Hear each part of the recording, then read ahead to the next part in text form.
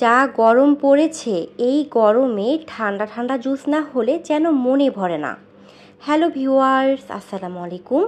Share করব একই সাথে দুটো জুস রেসিপি। আশা করছি রেসিপি দুটো আপনাদের সকলের কাছে ভীষণই ভালো লাগবে। তৈরি করব তরমুজের জুস, সাথে থাকছে লেমন মিন্ট কিউকাম্বার জুস। ভিডিওটি না স্কিপ করে একদম শুরু থেকে শেষ পর্যন্ত ফুল রেসিপি দেখতে থাকুন।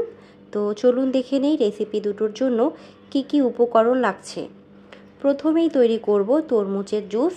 আমি এখানে একটা তরমুজের অর্ধেক অংশ কেটে নিয়েছি।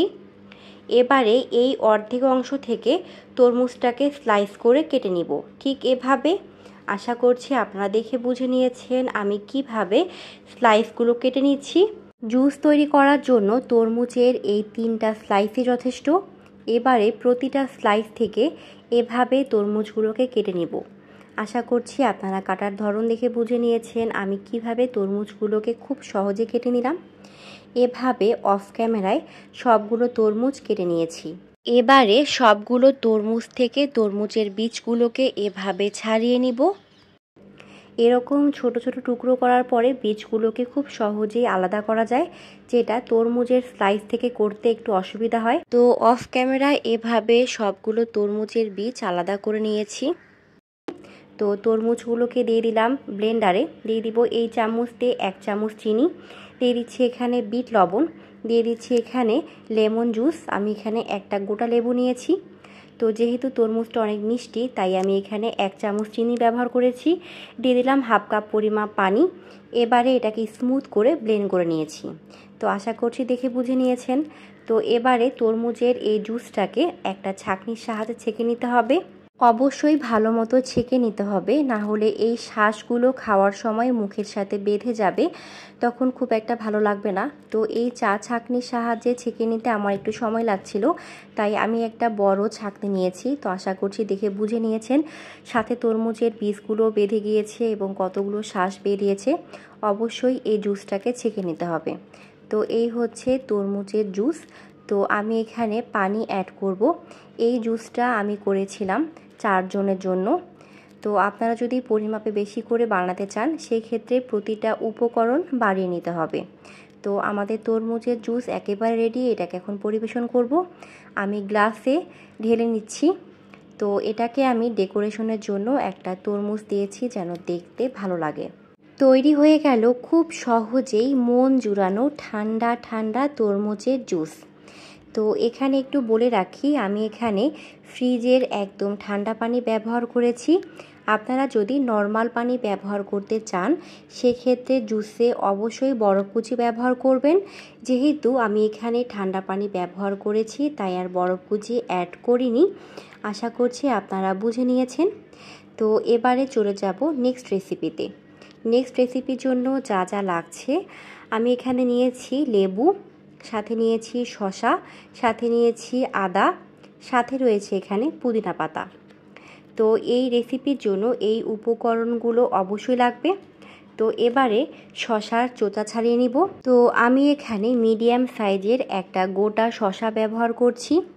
তো শসার চোচা এভাবে বেশ ভালো মতো ছাড়িয়ে নিতে হবে। এবারে আদার চোচা ছাড়িয়ে নিচ্ছি। এরপরে আদা শসা এরকম করে কেটে নিতে হবে যেন ব্লেন্ড করতে সুবিধা হয়। তো এবারে লেবু কেটে নিব। তো এই জুসের জন্য এই পাকা লেবুটা অবশ্যই নেয়ার চেষ্টা করবেন। এই লেবুটার খুব সুন্দর একটা ঘ্রাণ আছে যেটা জুসের টেস্টকে আরও বাড়িয়ে দেবে। দিয়ে দিলাম পুদিনা পাতা, সাথে দিয়েছি এখানে আদা শসা, দিয়ে দিচ্ছি এখানে লেবু, সাথে দিয়ে দিব এই চামচ দিয়ে 3 চামচ পরিমাপ চিনি, দিয়ে দিচ্ছি এখানে বিট লবণ। এবারে দিয়ে দিব এখানে 1 কাপ পরিমাপ পানি। তো এবারে সবগুলো উপকরণ একসাথে স্মুথ করে ব্লেন্ড করতে হবে। তো আমি এখানে জুস করছি 4 জনের জন্য। এবারে অ্যাড করব এখানে পানি। তো আপনারা যদি পরিমাপে বেশি করে বানাতে চান সেই ক্ষেত্রে প্রতিটা উপকরণের পরিমাপ বাড়িয়ে নিতে হবে।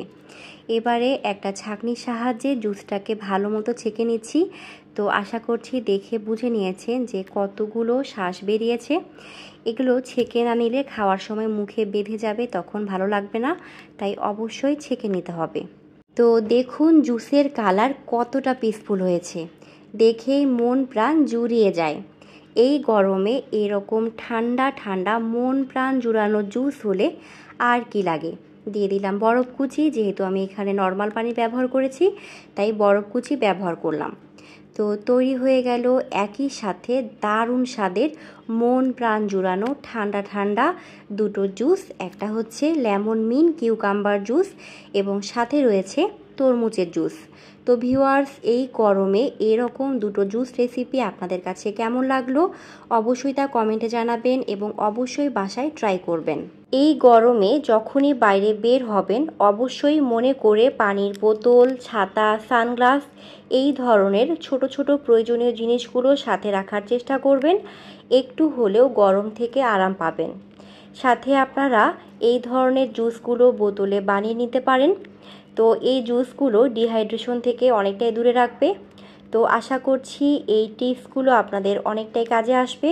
তো ভিউয়ার্স, আজকে এ পর্যন্তই।